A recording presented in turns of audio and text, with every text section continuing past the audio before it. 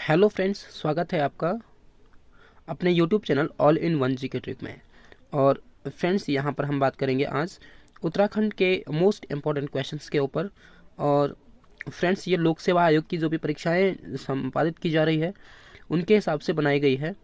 तो फ्रेंड्स, यहाँ पर लोकपाल की जो भर्ती है या फिर जो कनिष्ठ सहायक की जो भर्तियाँ हैं, जो भी लोक सेवा आयोग की तरफ से है, उनके लिए उत्तराखंड मोस्ट इम्पॉर्टेंट है और सबसे ज़्यादा क्वेश्चन इसी से पूछे जाते हैं। तो फ्रेंड्स, हम यहाँ पर शुरू करते हैं, टाइम वेस्ट नहीं करते हैं, फटाफट क्वेश्चंस को सॉर्ट आउट करते हैं फ्रेंड्स। तो चलो क्वेश्चंस के ऊपर हमारा पहला क्वेश्चन है। फ्रेंड्स, यहाँ पर अभी देख लीजिए, ये थोड़ा सा नीचे हो गया, ऊपर पहला क्वेश्चन है यहाँ पर। कितने राज्यों की सीमा उत्तराखंड को स्पर्श करती है? तो फ्रेंड्स, कितने राज्यों की सीमा उत्तराखंड को स्पर्श करती है, आप गेस करके बताना फाइनली कि आपने कितने क्वेश्चंस यहाँ पर आपको पहले से आ जाते थे। तो फ्रेंड्स, यहाँ पर उत्तराखंड की जो सीमा है वो 3 राज्यों को स्पर्श करती है। नंबर 1 तो है आपका यूपी, दूसरा है फ्रेंड्स दूसरा है आपका हरियाणा, और तीसरा है आपका हिमाचल प्रदेश। इन 3 राज्यों की सीमा उत्तराखंड से स्पर्श करती है, इस उत्तराखंड को स्पर्श करती है फ्रेंड्स। और दोस्तों, बढ़ते हैं अगले क्वेश्चन के ऊपर। उससे पहले मैं आपको बता दूं कि जो किस जिले की सीमा, उत्तराखंड के किस जिले की सीमा बहुत देशों को स्पर्श करती है, तो वो है पिथौरागढ़। पिथौरागढ़ की सीमा नेपाल और तिब्बत को स्पर्श करती है। ज़्यादा देशों को कौन सी जिले की सीमा स्पर्श करती है? तो पिथौरागढ़ सही आंसर हो जाएगा। तो बढ़ते हैं फ्रेंड्स अगले क्वेश्चन के ऊपर।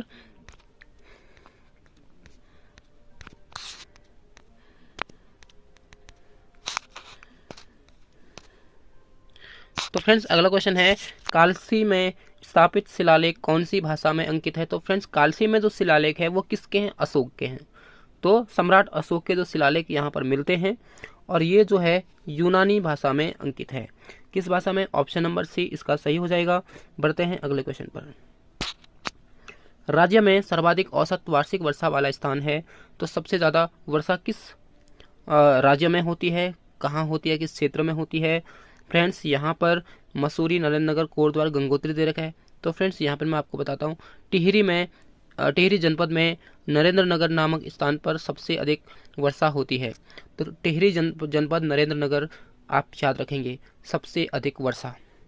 तो फ्रेंड्स, बढ़ते हैं अगले क्वेश्चन पे। लासपा दर्रा कहाँ स्थित है? लासपा दर्रा कहाँ है?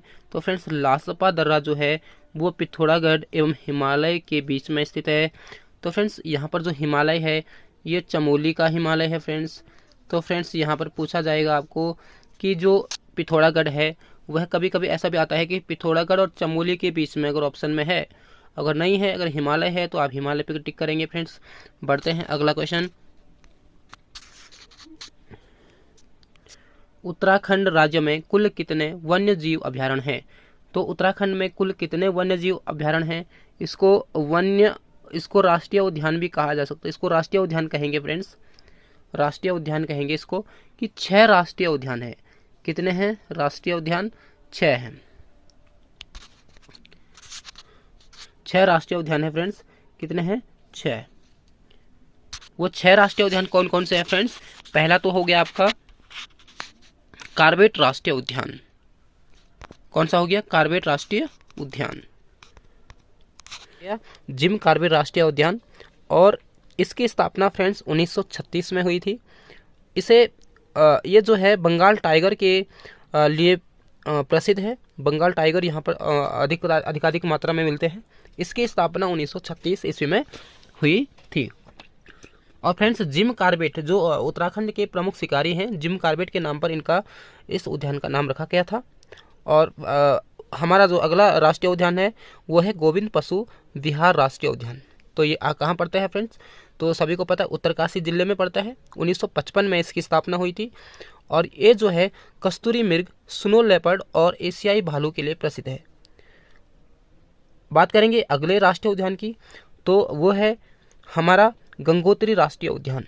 तो फ्रेंड्स, यह गंगोत्री राष्ट्रीय उद्यान उत्तराखंड का सबसे बड़ा, क्षेत्रफल में सबसे बड़ा राष्ट्रीय उद्यान है। और फ्रेंड्स इसकी स्थापना 1990 में हुई थी। और ये भी जो है कस्तूरी मृग, स्नो लेपर्ड और एशियाई भालू के लिए प्रसिद्ध है। और फ्रेंड्स ये कहाँ पड़ता है? यह भी आपका उत्तरकाशी जनपद में पड़ता है फ्रेंड्स। अगले क्वेश्चन, अगले राष्ट्रीय उद्यान की बात करेंगे तो वो है फूलों की घाटी। तो फूलों की घाटी जो है वो विश्व प्रसिद्ध है। तो फ्रेंड्स यहाँ पर ये चमोली जिले जनपद में स्थित है। और फ्रेंड्स 2005 में यूनेस्को ने इसको विश्व विरासत स्थल के रूप में घोषित किया है। अच्छा, इसका जो फूलों की घाटी जो राष्ट्रीय उद्यान है, इसका जो नामकरण है वो फ्रैंक स्मिथ, एक ब्रिटिश पर्वतारोही थे जिनका नाम था फ्रैंक स्मिथ, इन्होंने इसका नामकरण किया था। बढ़ते हैं अगले राष्ट्रीय उद्यान की तरफ, तो वो है राजाजी राष्ट्रीय उद्यान। तो ये 3 जनपदों में पड़ता है, देहरादून हो गया, हरिद्वार हो गया और पौड़ी हो गया फ्रेंड्स। और इसकी स्थापना 1983 ईस्वी में की गई थी। और आपको पता ही है फ्रेंड्स कि स्वतंत्र भारत के प्रथम भारतीय गवर्नर जनरल कौन थे? तो वो थे श्री राजगोपालाचारी। तो इन्हीं के नाम पर इस राजाजी राष्ट्रीय उद्यान का नामकरण हुआ, इन्हीं के नाम पर इसको रखा गया। इसका नाम लेंगे नंदा देवी राष्ट्रीय उद्यान। उसके बाद है नंदा देवी राष्ट्रीय उद्यान, ये भी चमोली जनपद में पड़ता है। और जैसे कि इसकी स्थापना 1982 में हुई थी और यूनेस्को द्वारा इसको भी विश्व विरासत स्थल के रूप में घोषित किया गया था। और सन 1988 में इसको विश्व विरासत स्थल के रूप में घोषित किया गया फ्रेंड्स। तो ये हो गया नंदा देवी राष्ट्रीय उद्यान। तो यहाँ पर फ्रेंड्स हमने 6 उद्यान जो है वो डिस्कस किए। उसके बाद हम बढ़ेंगे अगले क्वेश्चन के ऊपर। अगला क्वेश्चन है भारत का सबसे प्रथम राष्ट्रीय पार्क है। तो प्रथम मैंने अभी आपको बताया, प्रथम जो है प्रथम जो है कार्बेट राष्ट्रीय उद्यान है फ्रेंड्स। प्रथम कौन है? कार्बेट राष्ट्रीय उद्यान, ये वाला। और गंगोत्री राष्ट्रीय उद्यान क्या है? क्षेत्रफल में सबसे बड़ा है फ्रेंड्स। फूलों की घाटी को विश्व विरासत स्थल में घोषित कब किया गया? 2005 में। और राजाजी राष्ट्रीय जो पार्क है इसको विश्व विरासत स्थल, इसको जो है फ्रेंड्स टाइगर रिजर्व को कब घोषित किया गया? 2015 में। कब किया गया? 2015 में टाइगर रिजर्व घोषित किया गया। बात करेंगे अगले क्वेश्चन की।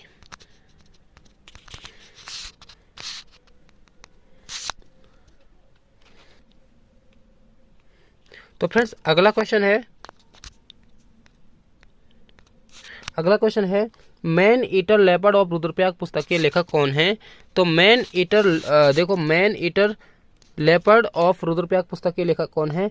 तो ये हैं फ्रेंड्स जिम कार्बेट। तो मैंने आपको पहले बताया जिम कार्बेट जो थे ये उत्तराखंड के एक प्रमुख शिकारी थे और इन्होंने रुद्रप्रयाग जनपद में एक आदमखोर लेपर्ड को मारा था। उस आदमखोर लेपर्ड ने रुद्रप्रयाग में काफ़ी तबाही मचाई हुई थी। और फ्रेंड्स ये बात कर दें कि तबाही उसने 100 से भी ऊपर लोगों की जान ली और उससे भी अधिक उसने पशुओं की जान ली। और इसके बाद गवर्नमेंट ने उसको नियुक्त किया उसको पकड़ने के लिए और फाइनली जो जिम कार्बेट है उन्होंने उसको मारा। तो जिम कार्बेट एक कवि भी थे, एक लेखक भी थे और शिकारी भी थे साथ साथ। और इनकी पुस्तक जो है man eater leopard of Rudraprayag जो है वो जिम कार्बेट ने लिखी। बात करेंगे फ्रेंड्स अगले क्वेश्चन के। कस्तूरी मृगों को ध्यान में रखते हुए अस्कोट कस्तूरी मृग अभ्यारण्य की स्थापना कब की गई? तो अस्कोट जो है वो पिथौरागढ़ जनपद में स्थित है। और इसकी जो स्थापना है वो ये वाला ऑप्शन गलत है फ्रेंड्स। 1986 में इसकी स्थापना की गई। 1986 में इसकी स्थापना की गई। वो 96 हो गए मिस्टेक से। तो 86 में अस्कोट वन्यजीव अभ्यारण्य की स्थापना पिथौरागढ़ जनपद में की गई थी। उसके बाद अगला क्वेश्चन फ्रेंड्स, किस ताल में महात्मा गांधी की अस्थियां विसर्जित की गई? तो किस ताल में महात्मा गांधी की अस्थियां विसर्जित की गई? तो वह है फ्रेंड्स सुखदी ताल, नंबर ए ऑप्शन सुखदी ताल। और ये कहाँ पर है? रुद्रप्रयाग जनपद। कहाँ पर है फ्रेंड्स? रुद्रप्रयाग जनपद, रुद्रप्रयाग में पड़ता है। उसके बाद हम थोड़ा सा रूपकुंड के बाद बात कर लें तो रूपकुंड एक महत्वपूर्ण ताल है उत्तराखंड चमोली जिले में। कहाँ पर है फ्रेंड्स? चमोली जिले में। तो चमोली जिले में इसको फ्रेंड्स, इस ताल को रहस्यमयी ताल के नाम से इसको जाना जाता है। इसके अलावा फ्रेंड्स इसे कंकाली ताल के नाम से भी इसको जाना जाता है। कंकाली ताल क्यों कहते हैं? कंकाल मिले हैं फ्रेंड्स यहाँ पर, बहुत पहले के कंकाल यहाँ पर मिले हैं। लगभग 12वीं सदी से 15वीं सदी तक के कंकाल यहाँ पर मिले हुए हैं, जो रेडियो कार्बन डेटिंग विधि से प्राप्त से ज्ञात हुआ है। और फ्रेंड्स यहाँ पर जो एक लोगों का मानना है कि जो राजा महाराजा थे, उनके जो सैनिक यहाँ पर शरण ली उन्होंने, और वो यहाँ पर किसी कारणवश किसी बाढ़ भूस्खलन से मर गए थे। और फ्रेंड्स यहाँ पर कुछ और भी मान्यता है कि यूरोपीय लोगों ने जब यहाँ पर आक्रमण किया था, तो उस टाइम पर उन्होंने इस क्षेत्र में क्या किया? शरण ली, रूपकुंड वाले क्षेत्र में शरण ली। और वहाँ पर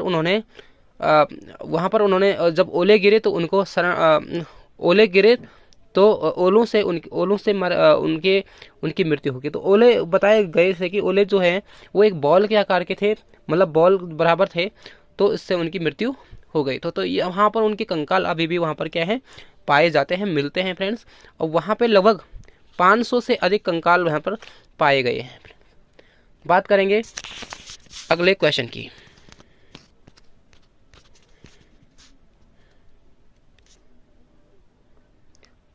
तो फ्रेंड्स बात करते हैं क्वेश्चन नंबर 5। कुमाऊं मंडल की सबसे गहरी ताल नौकुचिया ताल है, जिसकी गहराई है 40 मीटर। कितनी है फ्रेंड्स? 40 मीटर। नौकुचिया ताल जो है वो कुमाऊं जनपद में सबसे गहरी ताल है, या सबसे गहरी झील है। और फ्रेंड्स आपको बता दें कि कुमाऊं जनपद की सबसे बड़ी क्षेत्रफल में जो सबसे बड़ी जो झील है वह है भीमताल। और ये दोनों ही स्थान फ्रेंड्स नैनीताल में आते हैं, नैनीताल में पड़ते हैं। और ये दोनों स्थान एक दूसरे से फ्रेंड्स केवल 4 किलोमीटर की दूरी पर स्थित हैं। और ये कहाँ पर है? नैनीताल में है। फ्रेंड्स नौकुचिया ताल के 9 कोने होने के कारण इसको नौकुचिया ताल कहा गया है। फ्रेंड्स अगला क्वेश्चन फटाफट चलते हैं, बात करते हैं। तो अगला क्वेश्चन है फ्रेंड्स, निम्नलिखित में से किस भाग में स्रोत कूप पाए जाते हैं? तो स्रोत कूप कहाँ पाए जाते हैं? भाबर में, तराई में, शिवालिक में, या इनमें से कोई नहीं? तो स्रोत कूप फ्रेंड्स भाबर में पाए जाते हैं। तो भाबर क्या होता है फ्रेंड्स? तो हिमालय में सबसे पहले ट्रांस हिमालय आता है, उसके बाद फ्रेंड्स महान हिमालय आता है, उसके बाद आपका मध्य हिमालय आता है, फिर लघु हिमालय आता है, फिर शिवालिक श्रेणियाँ आता है। यह हिमालय जो पर्वत श्रेणी को इन अलग अलग भागों में बांटा गया है। कितने भागों में? तो पहला हो गया ट्रांस हिमालय, दूसरा हो गया महान हिमालय, और थर्ड हो गया आपका मध्य हिमालय, फिर लघु हिमालय, और फिर आपका शिवालिक श्रेणी, फिर भाबर आता है, फिर तराई आता है फ्रेंड्स, और उसके बाद मैदान आता है। तो इन तीनों में से पहले भाबर आता है, फिर तराई आता है, फिर मैदान आता है। तो फ्रेंड्स क्या होता है, जब आपको पता है कि हिमालय एक नवीन वलित पर्वत है, जो इसका निर्माण धीरे धीरे मतलब आधुनिक समय में ही हुआ है, मतलब एक प्राचीन पर्वत नहीं है, बाद में इसका जन्म हुआ है। जब इसका जन्म हुआ तो यहाँ पर जो मलबा है वो सारे कंकड़ पत्थर मलबा जो है वहाँ पर बह करके नदियों से बहा करके इस भाबर क्षेत्र में इसको छोड़ा गया। नदियों ने जो अवसाद है कंकड़ पत्थर वो यहाँ पर छोड़ दिए। तो मतलब यहाँ पर जो कंकड़ पत्थर से युक्त यहाँ पर भूमि है फ्रेंड्स। और तराई क्या है? तराई में जो बारीक जो मुलायम मिट्टी बह करके आई थी वो भाबर में नहीं रुकी, वो तराई में आकर के रुकी। तो यहाँ पर मुलायम जो चट्टाने हैं, मुलायम मिट्टी है, जो जलोढ़ मिट्टी है वो यहाँ पर अधिकाधिक मात्रा में पाई जाती है तराई वाले भाग में। और भाबर वाले भाग में क्या है? कंकड़ पत्थर या उबड़ खाबड़ भूभाग है। और स्रोत कूप जो है वो कहाँ पाए जाते हैं फ्रेंड्स? तो वो पाए जाते हैं आपके भाबर क्षेत्र में। इसके अलावा हम बात करें फ्रेंड्स तो फ्रेंड्स तराई वाला जो एरिया है फ्रेंड्स, तराई वाले एरिया की बात करेंगे तो तराई वाला जो एरिया है इसमें ये पाताल तोड़ कुओं के लिए प्रसिद्ध है। पाताल तोड़ कुएं, पाताल तोड़ कुएं। तो आपको अगर आएगा पाताल तोड़ कुएं कहाँ पाए जाते हैं? तो तराई में। और अगर आएगा स्रोत कूप कहाँ पाए जाते हैं? तो भाबर में। तो फ्रेंड्स ये 2 क्वेश्चन आप बिल्कुल याद रख लें। स्रोत कूप भाबर में पाए जाते हैं और पाताल तोड़ कुएं तराई क्षेत्र में पाए जाते हैं फ्रेंड्स। बात करेंगे अगले क्वेश्चन में। तो ऊपरी गंगा, अगला क्वेश्चन है ऊपरी गंगा नहर का उद्भव स्थान है तो ये हरिद्वार में है। ऊपरी गंगा नहर कहाँ से निकाली गई है? हरिद्वार से निकाली गई है।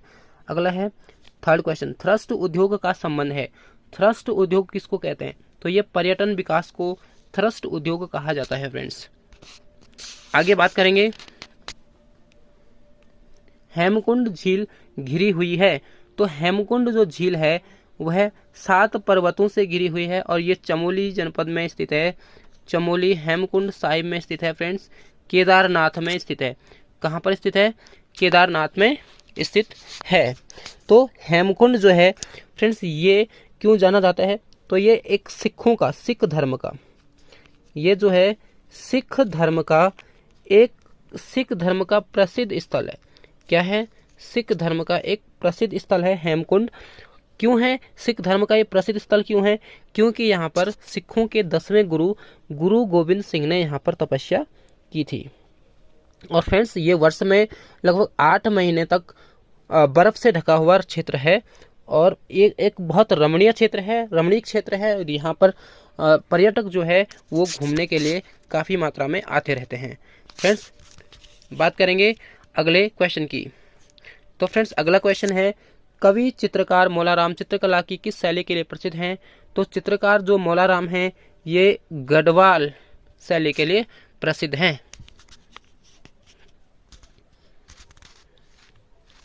आगे बात करेंगे फ्रेंड्स, अगला क्वेश्चन,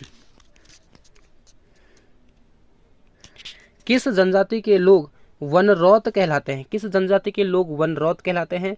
तो वनरौत जो है राजी जनजाति के लोगों को कहते हैं। वनरौत कहते हैं, वनरावत कहते हैं फ्रेंड्स, वनराउत कहते हैं, मतलब इनको इन नामों से जाना जाता है। ये है राजी जनजाति। तो फ्रेंड्स, ये राजी जनजाति उत्तराखंड के 3 जनपदों में पाए जाते हैं। पहला तो ये पिथौरागढ़। अगला फ्रेंड्स, सबसे ज़्यादा 60% तो ये यहीं मिलते हैं फ्रेंड्स, पिथौरागढ़ में, मतलब ज़्यादातर ये पिथौरागढ़ में पाए जाते हैं। उसके बाद है चंपावत, उसके बाद है नैनीताल। मतलब इतने ये तो 3 जनपद हैं, इनमें क्या मिलता है? राजी जनजाति का जो एरिया है इनमें, मतलब यहाँ पर ये निवास करते हैं उत्तराखंड में। बात करेंगे, पहले जो गंगा की घाटी थी और वहाँ से लेकर के नेपाल तक के क्षेत्र को प्राचीन समय, बहुत पहले आग्नेयवंशी लोग यहाँ पर निवास करते थे। आग्नेयवंशी जो राजा थे इनको कोल किरात बोलते थे। जो आग्नेयवंशी शासक थे उनको क्या बोलते थे? कोल किरात। आग्नेय वंश के जो कोल किरात, ये नेपाल तक फैले हुए थे, यहाँ से गंगा के मैदान से और नेपाल तक फैले हुए थे आग्नेय वंशी कोल किरात। इन्हीं का जो बाद में नाम हुआ वह राजी जनजाति हुई। तो राजी जनजाति का जो प्रारंभिक नाम था वो भी पूछा जा सकता है कि कोल किरात किस जनजाति को कहा जाता है? तो राजी जनजाति को। इसके बाद फ्रेंड्स, यहाँ पर हम बात करेंगे, इनका जो निवास स्थान है, राजी जनजाति का जो निवास स्थान है उसको रोत्यूड़ा कहते हैं। रोत्यूड़ा क्या कहते हैं फ्रेंड्स? रोत्यूड़ा कहते हैं इनके निवास स्थान को। और इनका जो प्रमुख जो देवता है, प्रसिद्ध जो देवता है वो बागनाथ है। ये पूछा जा सकता है कि राजी जनजाति का प्रमुख देवता कौन है? बागनाथ। और इनके निवास स्थान को किस नाम से जाना जाता है? तो रोत्यूड़ा। तो फ्रेंड्स, बात करेंगे अगले क्वेश्चन की, किस जनजाति के लोगों की शारीरिक बनावट मंगोल जनजाति के समान है? तो यह है भोटिया जनजातियों की शारीरिक बनावट जो है वो मंगोल जनजाति के समान है। आगे बात करेंगे फ्रेंड्स, स्कंद पुराण में निम्नलिखित में से कौन सा खंड है? तो स्कंद पुराण में केदार खंड की बात की गई है, जो गढ़वाल क्षेत्र को कहते हैं। गढ़वाल क्षेत्र का जो नाम है स्कंद पुराण में वो केदार खंड है फ्रेंड्स। कुमाऊं क्षेत्र का जो नाम है केदार खंड में स्कंद पुराण में वो मानस खंड है। तो गढ़वाल क्षेत्र का नाम केदार खंड, कुमाऊं क्षेत्र का नाम हो गया मानस खंड। और नेपाल, मतलब फ्रेंड्स यहाँ पर जो तीनों क्षेत्र हैं इनका जिक्र स्कंद पुराण में किया गया है। तो ये ऑप्शन हमारा हो गया डी, इसका सही जवाब। अगला क्वेश्चन है, उत्तराखंड को कब नैनीताल गजेटियर में हिल स्टेट नाम दिया गया? तो उत्तराखंड को कब नैनीताल गजेटियर में हिल स्टेट का नाम दिया गया? तो ये दिया गया 1903 में। तो 1903 में नैनीताल गजेटियर में हिल स्टेट का नाम दिया गया उत्तराखंड को। बात करेंगे अगले क्वेश्चन और इस सीरीज का लास्ट क्वेश्चन फ्रेंड्स, टिहरी को किसने बसाया था? टिहरी को किसने बसाया था? तो टिहरी को मानवेंद्र शाह ने बसाया था फ्रेंड्स, मानवेंद्र शाह। और टिहरी का अंतिम शासक कौन था? सुदर्शन शाह। ठीक है फ्रेंड्स, सुदर्शन शाह। और ये सुदर्शन शाह जो थे वो उत्तराधिकारी थे प्रद्युम्न शाह के। प्रद्युम्न शाह के बाद कौन बने लास्ट में? सुदर्शन शाह। ठीक है फ्रेंड्स, तो प्रद्युम्न शाह जो है वो लास्ट जब नेपाल का यहाँ पर जो आक्रमण हुआ था तो नेपाली राजाओं से क्या हुए, हार करके देहरादून के जो खोड़बड़ा जो मैदान है उसमें हार गए थे और उसमें उनको वीरगति को प्राप्त हो गए थे फ्रेंड्स। तो यहाँ पर है लास्ट अंतिम शासक कौन था इसका? सुदर्शन शाह। तो आपको कैसे लगी वीडियो? तो फ्रेंड्स कमेंट करके बताएं कृपया, क्या मिस्टेक्स थी या क्या दिक्कत था, आवाज़ साफ क्लियर नहीं आ रही थी या फिर जो भी है प्रॉब्लम्स, तो उनके बारे में मुझे बताना फ्रेंड्स। यहाँ पर हम इस वीडियो को समाप्त करेंगे। Thanks for watching.